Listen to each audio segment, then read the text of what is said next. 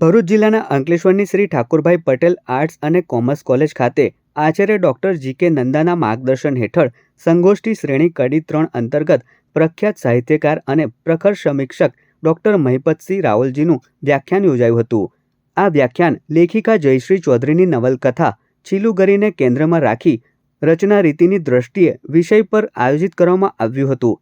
મુખ્ય વક્તા ડૉક્ટર મહિપતસિંહ રાવલજીએ છીલુગરીના કથા વિન્યાસ, પાત્ર ચિત્રણ, ભાષાશૈલી અને શિલ્પલક્ષી પાસાઓનું તત્વચિંતનાત્મક વિશ્લેષણ કર્યું હતું. તેમણે નવલકથાની રચના રીતિને આધુનિક દૃષ્ટિકોણથી સમજાવતા વિદ્યાર્થીઓ અને ઉપસ્થિત સાહિત્યપ્રેમીઓને માર્ગદર્શન પૂરું પાડ્યું હતું. સમગ્ર કાર્યક્રમનું સંચાલન ડૉક્ટર જગદીશ કંથારિયાએ કર્યું હતું.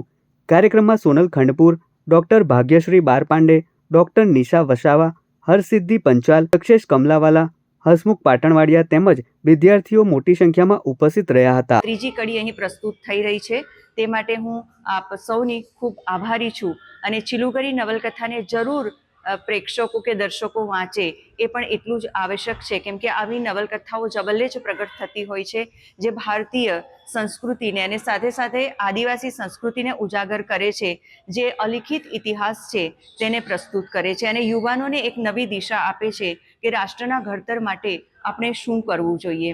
અને હું આભારી છું અંકલેશ્વર ભરૂચ પ્રદેશના માટે કે જેમને લીધે મને આવા સરસ કથા વસ્તુ મળતા રહ્યા છે અને તમામ તરફથી મને પ્રોત્સાહન મળે છે. જેમ કે માનનીય ઈશ્વરસિંહ પટેલ હોય, અમારી કોલેજના આચાર્ય શ્રી ડૉક્ટર જી.કે. નંદા હોય અને મીડિયા કર્મીઓની પણ હું હૃદયપૂર્વક આભારી છું કે તેઓ આવા સકારાત્મક સમાચાર પ્રગટ કરીને મને પ્રોત્સાહિત કરતા રહે છે. આપ સૌનો ખૂબ ખૂબ આભાર.